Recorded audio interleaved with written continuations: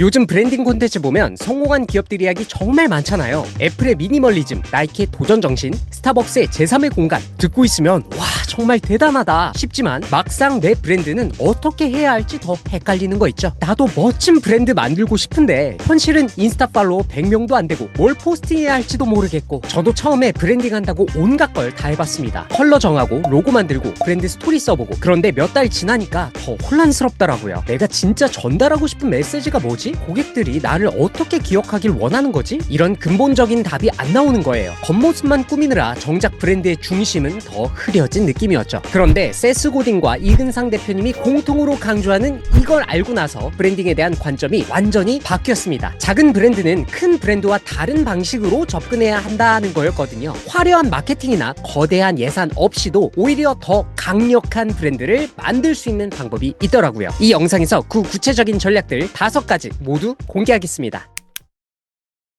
요즘 브랜드 만든다고 하면 로고 디자인부터 시작하는 분들이 많죠. 물론 중요합니다. 하지만 그건 브랜딩의 껍데기일 뿐이에요. 아무리 멋진 로고를 만들어도 고객이 실제로 경험하는 건 그 브랜드의 인격이거든요. 애플을 생각해 볼게요. 사람들이 애플을 좋아하는 이유가 로고 때문일까요? 아닙니다. 애플은 마치 한 사람처럼 일관된 성격을 가지고 있어요. 미니멀하고 혁신적이고 약간은 까다롭지만 그래서 더 신뢰가 가는 그런 성격이죠. 반대로 성격이 없는 브랜드들은 어떤가요? 오늘은 귀엽고 내일은 시크하고 모레는 또 다른 컨셉으로 나타나곤 합니다. 이건 마치 성격이 자주 바뀌는 사람처럼 느껴지기 때문에 어떻게든 관심받으려다가 오히려 남은 신뢰까지 없어질 수 있는 행동입니다. 실제로 사람들은 예측 가능한 행동을 하는 대상에게 더 큰 신뢰를 느낀다고 하죠. 브랜드도 마찬가지입니다. 언제 만나도 비슷한 경험을 주는 브랜드일수록 고객의 신뢰를 얻게 되는 거죠. 스타벅스에 가면 전 세계 어디서든 비슷한 분위기를 느낄 수 있잖아요. 그게 바로 브랜드 인격의 일관성입니다. 지금 당장 해볼 수 있는 게 있어요. 최근에 내가 올린 콘텐츠 10개를 보면서 이렇게 물어보세요. 만약 이 계정이 사람이라면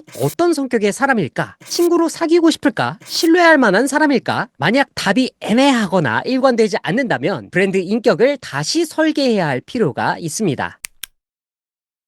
대부분 진정성을 도덕적인 개념으로만 생각합니다. 저도 처음에는 그런 줄 알았어요. 착하게 행동하고 나이스하게 동기를 보여주고. 하지만 마케팅에서 진정성은 훨씬 더 전략적인 개념입니다. 하버드 비즈니스 리뷰의 연구를 보면 브랜드의 말과 행동이 일치할 때 고객 충성도가 증가한다고 해요. 그리고 이런 고객들은 프리미엄 가격을 지불할 의향도 더 높다고 하죠. 왜일까요? 사람들은 일관된 브랜드에게서 안정감을 느끼거든요. 이 브랜드는 내가 기대하는 걸 배신하지 않을 거야 라는 확신이 생기는 겁니다. 파타고니아를 보면 환경보호라는 가치를 단순히 마케팅 메시지로만 쓰지 않죠. 실제로 매출의 1%를 환경단체에 기부하고 제품을 오래 쓸 수 있도록 무료 수선 서비스를 제공하는 중입니다. 심지어 이 자켓을 사지 마세요 라는 특이한 광고까지 했죠. 그런데 지난 10년간 브랜드 가치가 약 900% 이상 증가했습니다. 브랜드의 진정성 마케팅이 실제 수익으로 이어진 대표적인 사례라고 할 수 있는 거죠. 저는 그럴 여유가 없는데요. 맞아요. 저와 같은 개인은 파타고니아처럼 자본이나 사회적 임팩트를 만들 영향력이 없을 거예요. 하지만 진정성은 규모의 문제가 아닙니다. 예를 들어 수제 케이크를 파는 작은 베이커리가 있다고 해볼게요. 최고의 재료만 사용한다고 말하면서 실제로는 저가 재료를 쓴다면 고객들은 금세 알아챌 겁니다. 반대로 할머니 레시피로 정성껏 만든다고 말하면서 실제로 할머니 사진도 걸어두고 그 레시피를 지키려고 노력한다면 그것만으로도 충분히 진정성 있는 브랜드가 될 수 있는 거죠. 무기가 될 나만의 진정성을 찾아보고 싶다면 지금 바로 이 3가지 질문에 답해보세요. 내가 정말로 믿는 가치는 뭔지, 그걸 지키기 위해 실제로 하고 있는 행동은 뭔지, 고객들이 그 행동을 실제로 경험할 수 있는지. 이 3가지가 일치할 때 진정성 있는 브랜드가 될 수 있다는 걸 꼭 기억해주세요.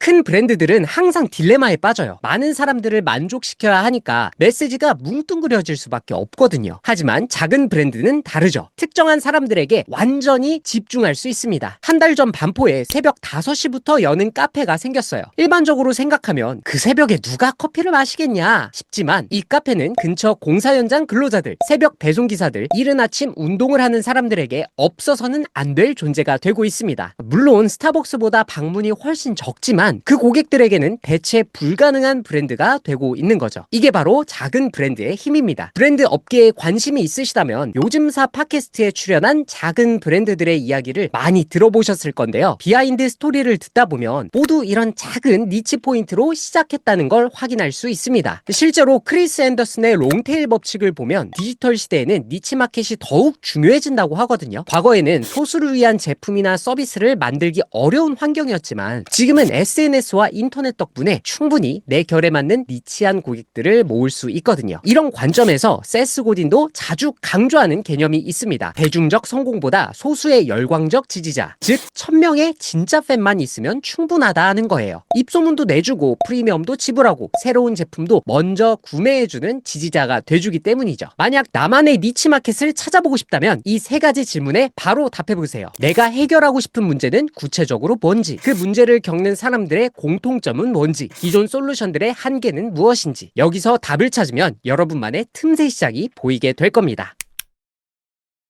세스 고딘의 책 마케터는 새빨간 거짓말쟁이에서 전반에 걸쳐 나오는 핵심 개념이죠. 소비자는 먼저 감정으로 결정을 내리고 나중에 논리로 그 선택을 정당화한다는 겁니다. 신경과학자 안토니오 다마조의 연구를 보면 감정을 처리하는 뇌 부위가 손상된 환자들은 아무리 간단한 결정도 내리지 못한다고 해요. 모든 결정에는 감정이 개입된다는 뜻이죠. 브랜딩도 마찬가지입니다. 고객들이 브랜드를 선택할 때는 스펙이나 가격보다 그 브랜드가 주는 느낌이 더 중요하거든요. 나이키를 생각해보세요. 운동화의 기능만 따지면 나이키보다 좋은 브랜드들도 많습니다. 하지만 나이키가 주는 Just Do It, 도전 정신, 그 감정에 사람들이 열광하는 거죠. 포카리 스웨트도 마찬가지예요. 이온 음료의 기능만 보면 다른 브랜드와 큰 차이가 없습니다. 하지만 청춘, 순수, 꿈과 성장 같은 감정을 포카리 스웨트만큼 잘 전달하는 브랜드가 드물죠. 이근상 대표님이 강조하는 게 바로 이거예요. 단순한 정보 전달이 아니라 스토리를 통해 감정을 연결하는 것. 작은 브랜드일수록 대중이 아닌 타겟 고객층 니치에 맞게 더 디테일한 이야기로 감정 연결을 강화시킬 수 있거든요. 사람들은 이야기를 듣고 자신의 경험과 연결시키면서 감정적 유대를 형성하기 때문에 나만의 시그니처 브랜드 스토리는 꼭 필요하다고 보여집니다. 그렇다면 대체 스토리를 어떻게 만들어야 할까요? 효과적인 브랜드 스토리들을 모아놓고 보면 공통적인 세 가지 요소가 있습니다. 갈등, 변화, 가치. 이 세 가지 요소를 하나의 이야기로 엮으면 사람들의 마음을 움직이는 브랜드 스토리가 만들어지는 거죠.